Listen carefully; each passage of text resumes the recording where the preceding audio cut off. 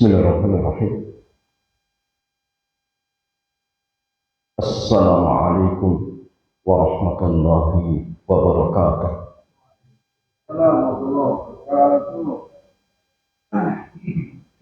Alhamdulillah wassalatu wassalamu ala Rasulillah wa ala alihi wa sahbihi ajma'in, amma ba'd. Ikhwan wa akhwati fillah, alhamdulillah di kesempatan hari ini Allah Azza wa Jalla kembali kumpulkan kita di majlis yang sangat mulia ini, yaitu majlis thalabul ilmi. Dan petang hari ini kita masih pada kitab Bulughul Maram min Adillatil Ahkam dan kitab Minhatul 'Allam fi Syarhi Bulughil Maram. Dan petang hari ini kita masih pada kitab As-Shalat, bab salatin jamaah wal imamah. Dan tema kita di kesempatan petang hari ini berkaitan tentang man la tasihhu imamatuhu. Jadi pembahasan kita terkait tentang seseorang yang diperselisihkan atau dinilai tidak sah menjadi imam sholat.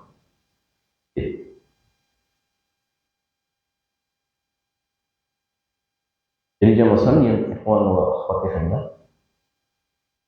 ini yang mungkin kadang muncul pada sebagian orang. Kalau seandainya imamnya ternyata orang fasik, kira-kira sah tidak sih salat tersebut?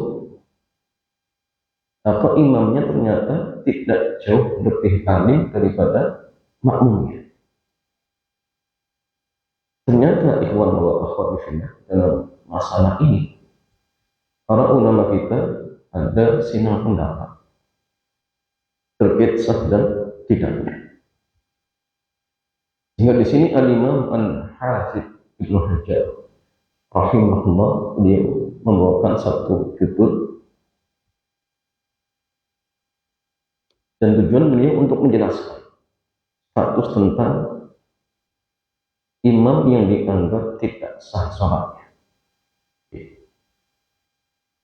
Dan ini memang kadang-kadang kita jumpai, bahkan mungkin kita mengalami seperti ini. Jadi di sini Imam Al-Hafidz Ibnu Hajar, beliau membawakan satu dalil untuk menjelaskan maksud dari bab. Beliau mengatakan Walid bin Majah,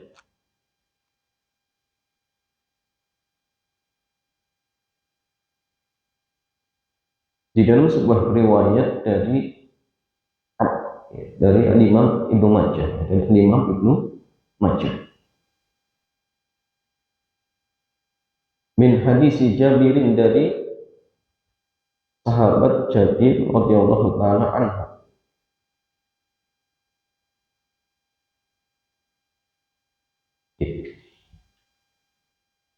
wala ya ummanna imra'atun rajul wala aqrabiyyun muhajirun wala fajirun mu'minah. Janganlah seorang wanita mengimami kaum laki-laki, dan jangan pula seorang aqrabi mengimami seorang muhajir, wala fajirun mu'minah, dan tidak juga seorang yang fajir menjadi imam bagi seorang mukmin. Wa isnaduhu wahid. Tetapi jamaah sekalian, sanad dari hadis ini lemah. Sanad dari hadis ini apa? Lemah.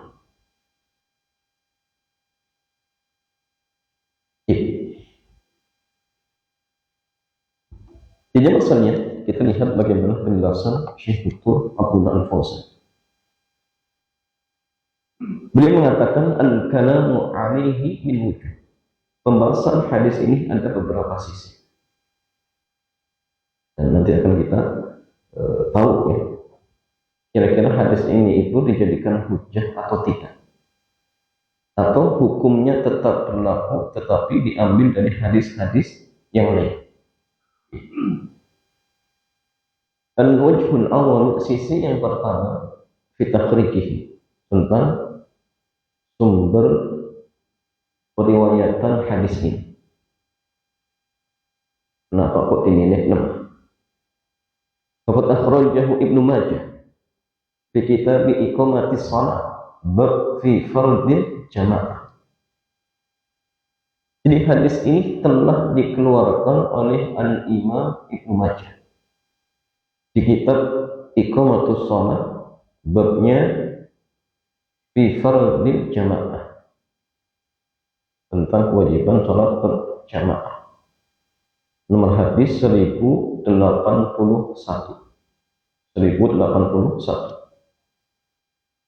Min tariqi Abdullah ibni Muhammad al-Adawi, dari jalan Abdullah bin Muhammad al-Adawi.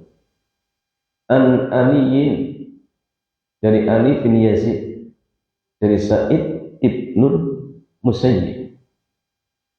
An Jabir ibni Abdullah, dari Jabir ibni Abdullah radhiyallahu ta'ala anhu. Kalau beliau mengatakan khatabana Rasulullah sallallahu alaihi wasallam faqala. Dikata beliau, Rasulullah pernah berkhutbah kepada kami. Lalu beliau bersabda, ayyuhan nas, wahai manusia, tubu ilallahi qabla an tamut. Bertaubatlah kalian kepada Allah sebelum kalian meninggal. Wa badiru bil a'mali salihah qabla an tushkur. Dan bersegeralah melakukan amal-amal saleh sebelum kalian tersibukkan. Sebelum kalian tersibukkan. Fasal hadis ditulihi ila anqal, dan beliau membawakan hadisnya secara panjang hingga sampai sabda beliau, ana la ta'umman ra'atun rajulan, sampai pada sabda Rasulullah sallallahu alaihi wasallam, ingatlah, janganlah seorang wanita menjadi imam bagi laki-laki. Sampai akhir hadis. Kata Syekh Dr. Abdullah Al-Fauzan, wa hadha isnaduhu wahin jiddan. Hadis ini sanadnya sangat lemah sekali. Sangat lemah sekali. Kenapa? Li'anna fihi Abdullah ibnu Muhammad al-Adawi. Karena di dalam sanad hadis ini ada seorang perawi yang bernama Abdullah bin Muhammad al-Adawi. Matrukul hadis. Jadi kata beliau, dia itu seorang perawi yang hadisnya ditinggalkan. Matruk. Jadi kata taroka. Jadi hadisnya tidak dipakai, ditinggalkan. Qala anhu Waqi' al-Imam Waqi' mengatakan yadu'ul hadis, dia itu suka memalsukan hadis. Jadi waqi', membuat hadis. Wa qala anhu Ibnu Hibban, Al-Imam Ibnu Hibban beliau juga mengatakan mungkarul hadis jiddan. Hadisnya sangat mungkar. Dikata Imam Ibnu Hibban, hadisnya sangat mungkar. Ala qillati riwayatihi, meskipun riwayatnya sangat sedikit. Jadi riwayat hadisnya sangat sedikit plus mungkar. La yushbihu hadithuhu haditsal asfar. Dan riwayatnya tidak seperti riwayat rawi-rawi yang thiqah, yang kuat hafalannya. Jadi kalau diteliti ya, riwayatnya kelihatan. Ya. Wala riwayatuhu riwayat thiqah. Ya. Jadi hadis-hadisnya tidak menyerupai hadis-hadis para perawi yang terpercaya, dan juga riwayatnya tidak seperti riwayat rawi-rawi yang thiqah.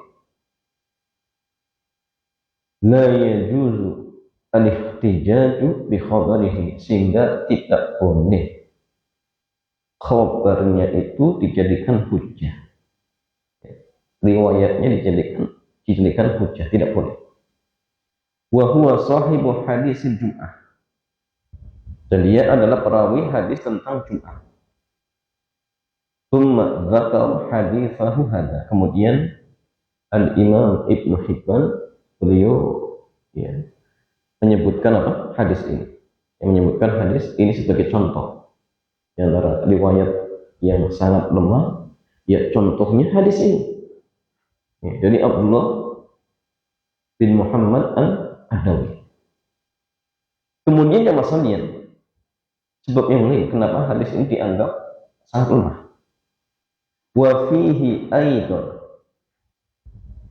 Ali ibnu Zaid bin Jud'an.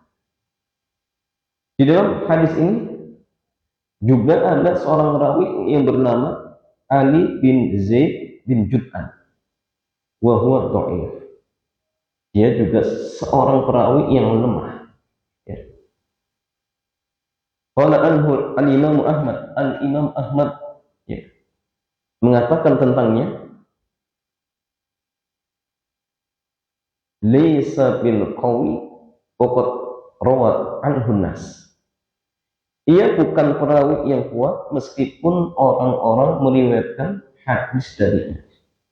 Jadi itu bukan seorang perawi yang kuat walaupun orang-orang meriwayatkan hadis darinya. Ya, jadi ada dua sebab ya. Yang pertama Abdullah bin Muhammad al-Adawi ya, dia seorang matrukul hadis. Kemudian yang kedua ada Ali bin Zaid bin Jud'an. Dia juga seorang rawi yang lemah. Sehingga dengan sebab inilah jamaah hadis ini dinilai sangat-sangat lemah. Sangat-sangat lemah. Sehingga kalau dalam artian larangan menjadikan seorang aqrabi menjadi imam berdasarkan dengan hadis ini, jawabannya tidak terlalu kuat, tidak bisa dijadikan hujjah, tidak bisa dijadikan hujjah. Tetapi yang masalahnya, apakah ada hadis yang lain? Kita lihat. Syekh mengatakan al-wajhu tsani, sisi yang kedua, al-hadisu dalilun ala annahu la tasihhu imamatul mar'ati lirrajuli. Hadis ini menjadi dalil bahwa seorang wanita tidak sah menjadi imam bagi laki-laki. Tidak boleh. Wa huwa qaulul jumhur min ahli ilmi, dan ini pendapat mayoritas para ulama. Jumhur ulama, kebanyakan para ulama. Mereka berpendapat bahwasannya imamnya seorang perempuan bagi kaum laki-laki maka tidak sah. Walaupun misalkan jamaah laki-laki tersebut masih anak-anak. Ketika misalkan dia sudah tamyiz, kemudian imamnya ibu-ibu, maka tidak sah. Tidak sah. ala tafsilin fi ba'dil madzahibi fil fardi awin nafli, dengan perincian dari sebagian ulama-ulama madhab apakah dalam sholat fardu atau sholat sunnah. Ya, ternyata ada Islam pendapat atau ada perincian. Jadi yang dimaksud seorang wanita tidak boleh menjadi imam bagi kaum laki-laki itu yang seperti apa? Yang seperti apa? Nah, sebagian ulama madhab ada perincian terkait tentang masalah ini. Dan yang maksud kata Syekh, wa hadzal hukmu laysa maqsudan min hadzal hadis faqat. Dan kata beliau, dan hukum ini tidak diambil hanya dari hadis ini. Tidak. Kenapa? Karena hadis ini lemah. Fa innahu dhaif. Hadis ini lemah sehingga tidak bisa dijadikan hujjah. Tetapi ada hadis-hadis yang lain atau ada dalil-dalil yang lain yang mengatakan bahwasannya seorang wanita tidak boleh menjadi imam bagi laki-laki. Walakinna hadhil jumlah minhum dallat 'alaiha adinatul ukhra. Akan tetapi kalimat ini juga ditunjukkan terkait kebenarannya oleh dalil-dalil yang lain. Itu maksudnya. Ya'ti bayanuha insyaallahu indal kalam ala hadisi ummi waraqah ba'da asyrati ahadis. Dan insyaallah akan datang penjelasannya terkait tentang pembicaraan masalah ini di hadis dari Ummu Waraqah setelah 10 hadis. Ya, 10 hadis lagi nanti kan dibahas. Ya. Jadi jamaah yang jumhur mengatakan seorang wanita tidak sah mengimami laki-laki. Walaupun hadis ini lemah, tetapi ada hadis yang lain yang menjelaskan terkait tentang masalah ini. Ya.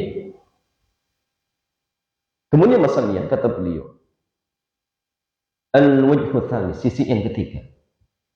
Al-hadisu dalilun ala annahu la tasihhu imamatul a'rabi wa huwa sakinul badiyah lil muhajiri.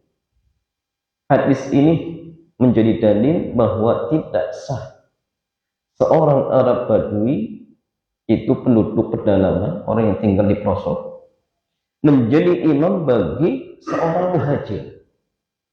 Bagi seorang muhajir. Kenapa ya masalahnya kata beliau?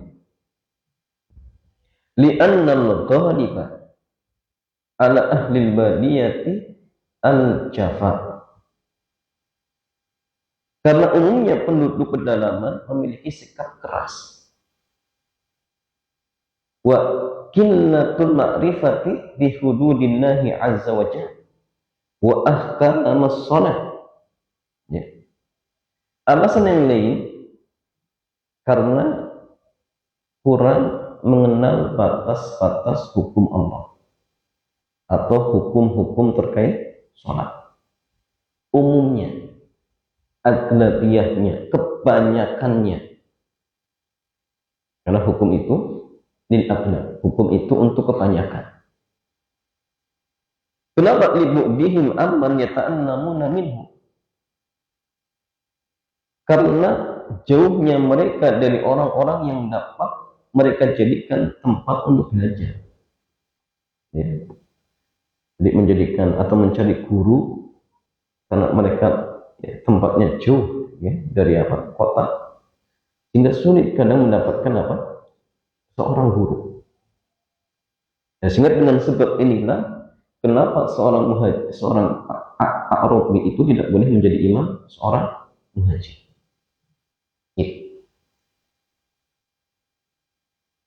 Allah Azza wa Jalla berfirman terkait tentang seorang Arabi.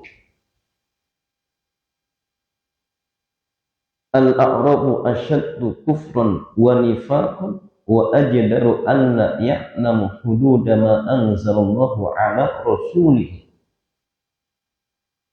Di Allah Azza wa Jalla berfirman, orang-orang Arab Badui itu lebih keras kekafirannya dan kemunafikannya. Wa ajdaru an la ya'lamu hududa ma anzalallah, dan lebih pantas tidak mengetahui batas-batas apa yang telah Allah turunkan kepada Rasulnya. Ini kebanyakannya. Sehingga kata beliau jamaah sekalian, wa hadza yu'addi ila taqlilil jama'ati al-matlu takfiruha. Sehingga hal ini bisa menjadi sebab berkurangnya jamaah sholat, ya. Yang dimana jamaah itu dituntut untuk diperbanyak, tapi karena yang menjadi imam seorang badui, sehingga akhirnya orang-orang, ini imamnya nggak paham tentang hukum-hukum sholat ini. Imamnya mungkin tidak tahu bacaan yang benar, misalnya. Akhirnya orang-orang malas untuk berjamaah. Ya. Likillati raqbatin nasi fil iqtida'i bihi. Karena minimnya keinginan manusia untuk bermakmum kepada mereka. Karena sedikitnya orang-orang yang ingin bermakmum kepada A'rabi. Ya, sehingga menyebabkan jumlah jamaahnya sedikit.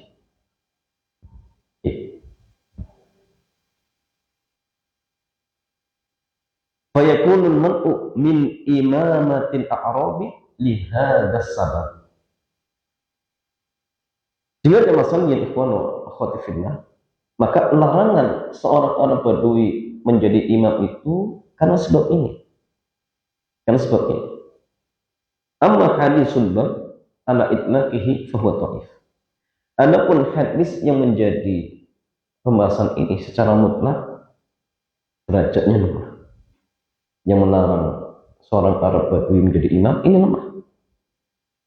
Jadi kalau dalam artian hanya berhujjah dengan hadis tadi kurang tepat. Tetapi dalam masalah secara makna sahih. Kenapa seorang Arab Badui itu tidak boleh menjadi imam bagi muhajir? Alasannya tadi, ya. Karena mungkin tidak tahu tentang hukum-hukum Allah, tidak tahu tentang hukum-hukum sholat, sehingga bisa menyebabkan jumlah jamaah itu sedikit. Ya, karena keinginan orang bermakmum di belakangnya pun sangat sedikit. Ya. Tetapi yang masalahnya, fa'idha kanan a'rabi aqra minal muhajir kuttima alaih. Tetapi apabila seorang Arab Badui tersebut lebih baik bacaan Al-Qur'annya daripada seorang muhajir, maka ia didahulukan menjadi imam. Lima taqaddam, sebagaimana penjelasan yang telah disebutkan sebelumnya. Nah, sehingga artinya tidak berhujjah secara mutlak sebagaimana di dalam hadis, karena hadisnya lemah. Tetapi secara makna iya bisa, tapi dengan alasan-alasan tadi. Karena seorang Arab Badui itu biasanya memang tidak tahu dengan hukum-hukum Allah biasanya, sehingga dengan sebab inilah, ya, maka mereka dilarang mengimami seorang muhajir.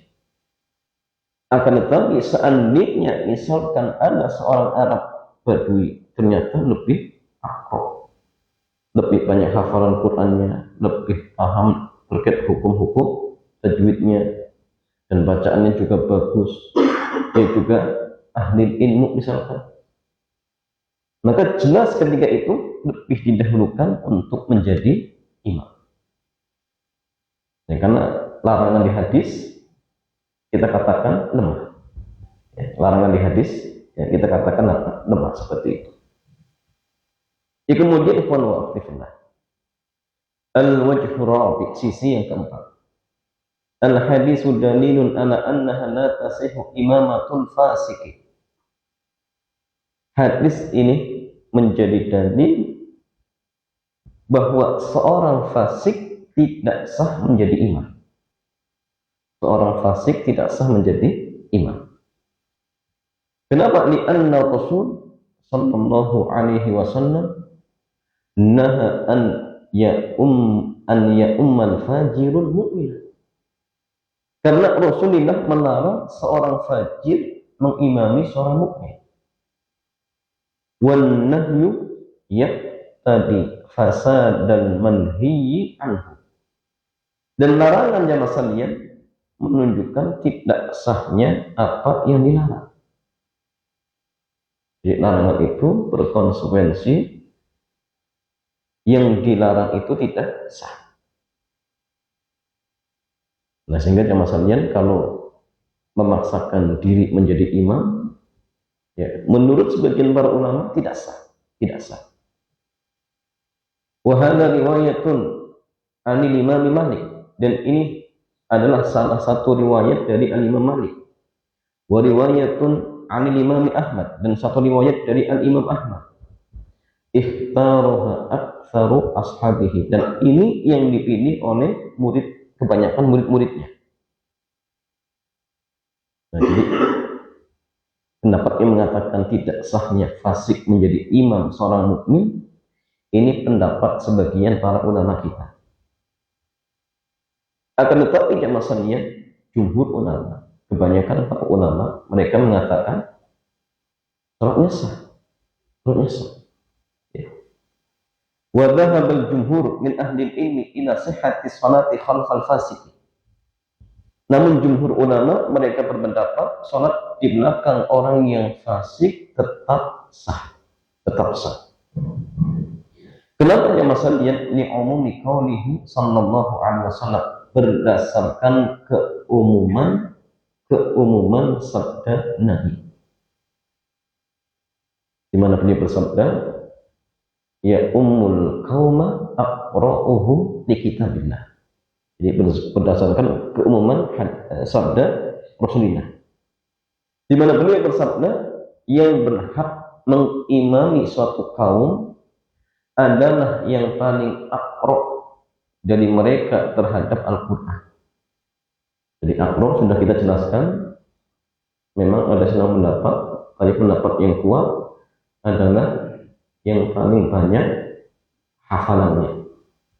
Tapi ingat, hafalnya dimaksud bukan berarti kemudian dia hafal tapi tidak paham fikih sholat. Maksudnya dia hafal plus dia minimalnya paham tentang fikih sholat. Jadi kalau artinya, kalau seandainya misalkan ada seorang yang dia hafid tapi hukum-hukum sholat nggak paham, sujud sahwi nggak paham, ya, bacaan juga tidak paham, jadi ketiga itu tidak berhak jadi imam. Maksudnya yang hafalannya banyak, kemudian minimalnya dia paham tentang hukum-hukum sholat. Walaupun para ulama kita juga menjelaskan dia paham hukum-hukum Allah seperti itu. Tapi artinya maksudnya tidak hanya sekedar hafal, tapi ia memang yang sangat ditekankan adalah yang paling banyak hafalannya seperti itu. Wali hadis Abi Dzar, hal ini juga berdasarkan hadis dari Abu Dzar, fi a'immatil jawri alladzina yuakhiruna as-salata an waqtiha, tentang para imam yang zalim yang mengakhirkan salat dari waktunya. Wa fihi, di dalam sabda Nabi tersebut disebutkan sholli salata li waqtiha, salatlah engkau tepat pada waktunya. Jadi hadis ini menjelaskan kalau seandainya ada seorang imam yang zalim kemudian mengakhirkan sholat zuhur dikerjakan sudah masuk asar dikerjakan sudah masuk maghrib, maka Nabi memerintahkan tetap kita sholat tepat waktu, fa'in atrokatha ma'ahu fasulli. Tapi jika engkau mendapati mereka sholat, maka sholatlah bersama mereka. Ya. Jadi pas datang waktu sholatnya kita sholat tepat waktu, kemudian ketika mereka mengerjakan sholat kita ikut di belakang mereka. Ya. Dan kata beliau, fa innaha laka nafilah. Dan sholat itu statusnya sunnah bagimu. Jadi buat kita sunnah. Jadi tetap kita diperintahkan untuk sholat di belakang mereka. Walaupun ya pas masuk waktu sholat, kita sholat. Kita tetap sholat seperti itu. Wa taqaddama fi tamamihi, dan hadis ini telah disebutkan sebelumnya secara lengkap.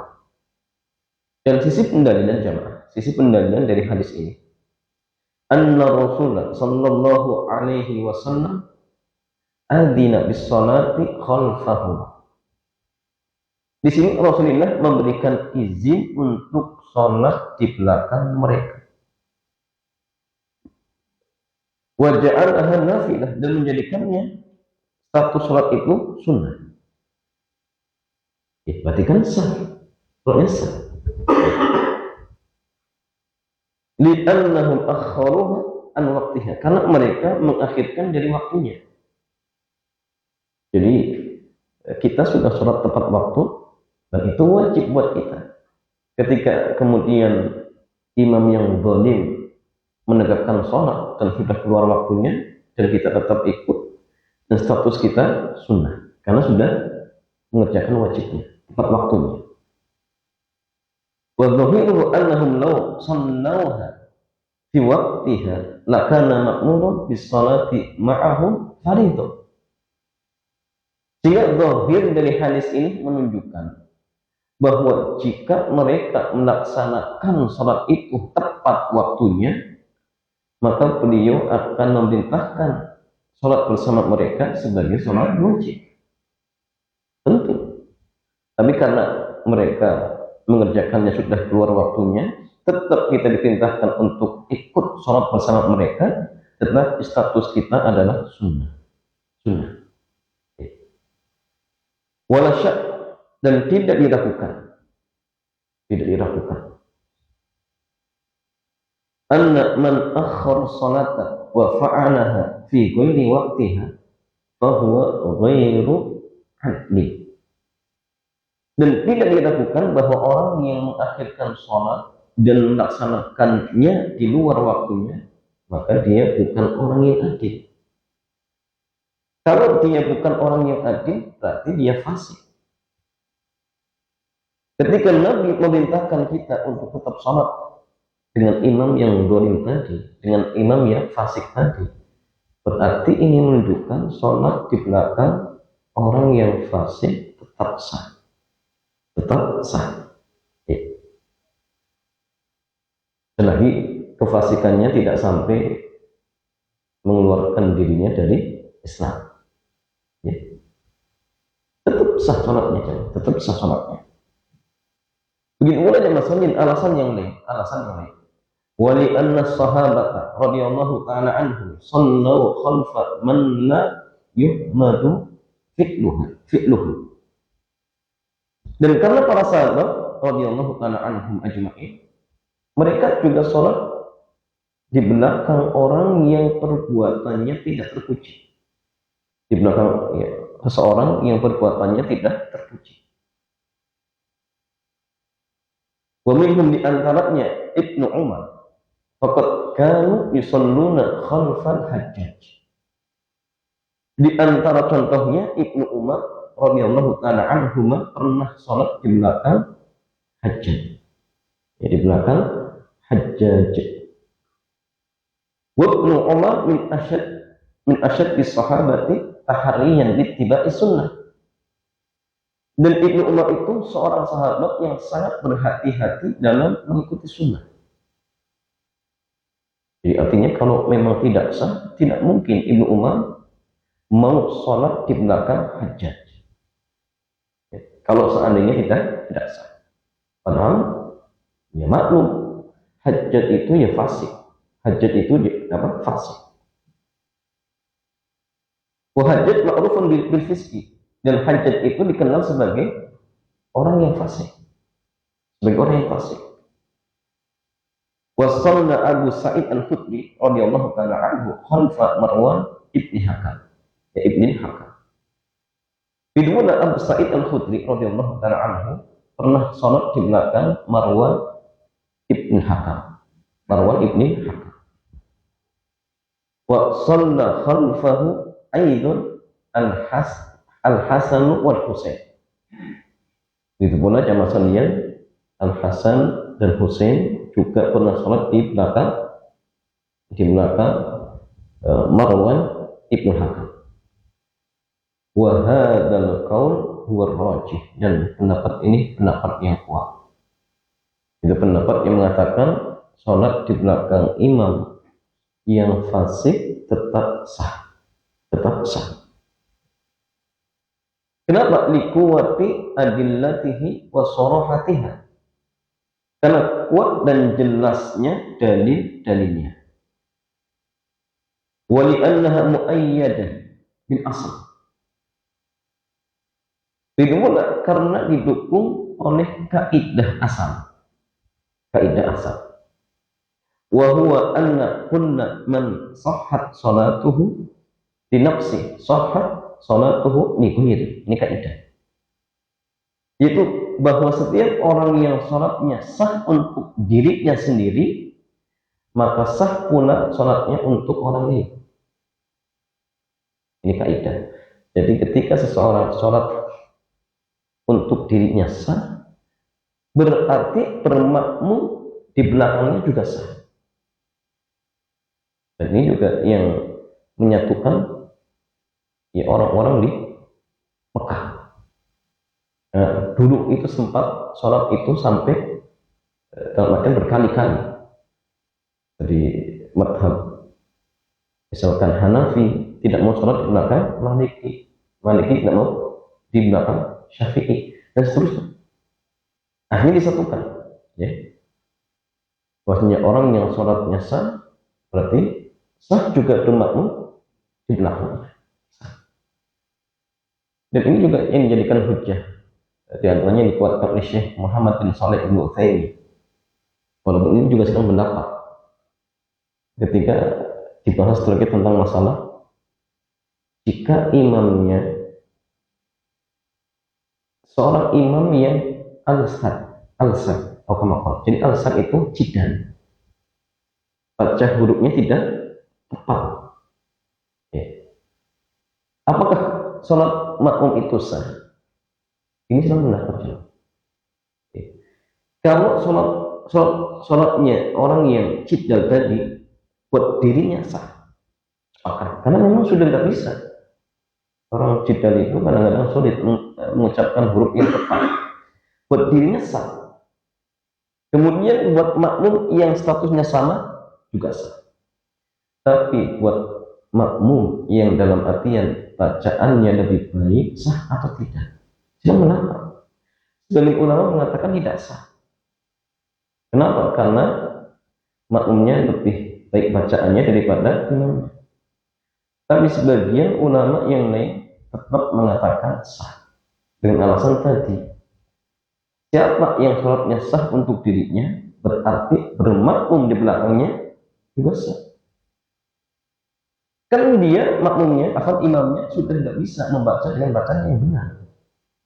Sedangkan Allah Azza wa Jalla berfirman, "Fattaqullaha mastata'tu." Bertakwalah kalian kepada Allah semampu kalian. Berarti jika sholat dirinya sah, berarti kita juga bermakmum di belakangnya sah. Ya. Dan juga berhujjah dengan apa? Bolehnya makmum yang berdiri sholat di belakang imam yang duduk. Ketika misalkan imamnya tidak mampu berdiri, boleh imamnya duduk. Cuma memang kalau imam dari awal duduk, maka makmum diperintahkan duduk. Seperti itu. Dan sholatnya sah. Makmumnya nggak bisa berdiri. Berdiri itu rukun. Tapi kan ketika dia tidak mampu, boleh duduk. Berarti sama seperti ketika misalkan imamnya al-sad, cidan, kan tidak bisa membaca dengan bacaan yang benar. Sampai pun dia berusaha, nggak bisa. Berarti kalau sebagaimana imam yang tidak mampu berdiri, kemudian duduk, dan berdiri buat dia ketika itu gugur, dibolehkan duduk, dan kita juga boleh bermakmum belakangnya, ya sama halnya ketika imamnya cidan, karena sudah nggak mampu, berarti kita juga boleh sholat di belakangnya. Ini hujjah sebagian ulama yang mengatakan tetap sah, walaupun ya tadi terjadi silang pendapat. Ya. Sehingga yang terbaik ya pilih imam yang bacanya bagus, ya, imam yang dalam artian makhrajnya benar seperti itu. Tapi ya tadi kalau kita bicara hukum, ya kita katakan ada silang pendapat dan pendapat yang mengatakan tetap sah, ini lebih kuat, ini lebih kuat. Ya walaupun ya tadi kalau bisa cari imam yang tetap bacanya bagus. Tapi kalau seandainya kita mampir di masjid, ternyata imamnya seperti itu, maka jangan masalahnya, ini sah. Sholatnya apa? Sah. Apalagi imamnya dalam artian sudah berusaha, cuma memang ketika itu tidak mampu. Ya. Maka Allah ya, kalau lebih contoh pendapat Syekh Muhammad bin Shalih Al-Utsaimin berpendapat tetap sah. Tapi kalaupun seandainya ada yang berpendapat tidak sah, ya silakan, tidak masalah, dan nanti sehabis sholat diulang. Karena beranggapan imamnya tidak sah seperti itu. Tidak masalah, ya tidak masalah. Ya kalau bisa mufarokoh ya silakan. Tapi kadang-kadang mau mufarokoh memisahkan diri takut timbul fitnah. Nah, sehingga kadang-kadang kita terpaksa tetap sampai selesai. Ya. Sehingga kalau berkeyakinan tidak sah sholatnya, ya silakan diulang, tidak masalah. Tidak masalah seperti itu. Jadi masalahnya, wala dalila ala tafriq baina sihhati sholati wa sihhatil imamah. Dan tidak ada dalil yang membedakan antara sahnya sholat dan sahnya imamah. Tidak ada. Wa amad dalilul awwalin fahuwa hadisul bab. Adapun dalil kelompok yang pertama, mereka berhujjah dengan hadis bab ini. Wa taqaddama annahu dhaif, dan sudah lewat pembahasannya tadi, statusnya lemah. La taqumu bihi hujjah, dan tidak bisa dijadikan hujjah, tidak bisa. Yang mengatakan imam fasik tidak sah, hadisnya lemah. Lakin tetapi yang bagi an yu'lam annahu yajibu 'alal mas'ulin an ta'yini a'immatil masajidi an yakhtaru lil imamati al-afdal dinan wa ilman wa wara'ah. Akan tetapi perlu diketahui bahwa orang-orang yang bertanggung jawab menentukan imam masjid, ya, takmir dan sebagainya misalkan, an yakhtaru lil imamah, wajib untuk memilih imam yang paling baik agamanya, ilmunya, kemudian ketakwaannya. Karena jadi panutan jemaah. Ya, karena jadi panutan seperti itu. Wa an la yakuna hunaka muhabah fi hadzal amrin azim. Dan tidak boleh ada unsur pilih kasih dalam urusan yang sangat agung ini. Dijadikan imam karena yang paling besar nyumbangnya. Padahal secara bacaan ya belum pantas. Ya. Atau menjadikan imam karena ini yang paling sepuh. Padahal ya dalam artian bacanya belum layak. Karena di sebagian tempat seperti itu jam. Dilihat bacaannya, belum benar. Kenapa dijadikan imam? Ternyata dia yang paling sepuh, dan dia juga mungkin pendiri, atau mungkin dia yang wakaf tanahnya, sehingga akhirnya dijadikan imam. Walaupun ya kalau kita bicara secara hukum, bisa dihukum tidak sah, ya, bisa dihukum tidak sah. Tapi ya tadi, karena mungkin tidak enak atau mungkin karena hal-hal yang lain, ya, tetap dijadikan imam. Ya harusnya dia sendiri menyadari itu penting, karena imam itu tidak mudah, karena akan menanggung, ya, apa jemaah, status sholatnya makmum, Wa sayati insyaallah ziyadatu kalamin indal hadis, ya, dan insyaallah akan datang tambahan penjelasan di hadis nomor 427. Wallahu ta'ala a'lam. Ya. Sehingga apapun lihat jamaah sekalian, ya, pendapat yang tepat bahwa imam yang fasik maka statusnya tetap sah seperti itu. Wallahu ta'ala a'lam bishawab. Demikian jemaah, mudah-mudahan bermanfaat. Kita cukupkan. Subhanakallahumma bihamdik asyhadu an la ilaha illa anta astaghfiruka wa atubu ilaik. Assalamualaikum warahmatullahi wabarakatuh.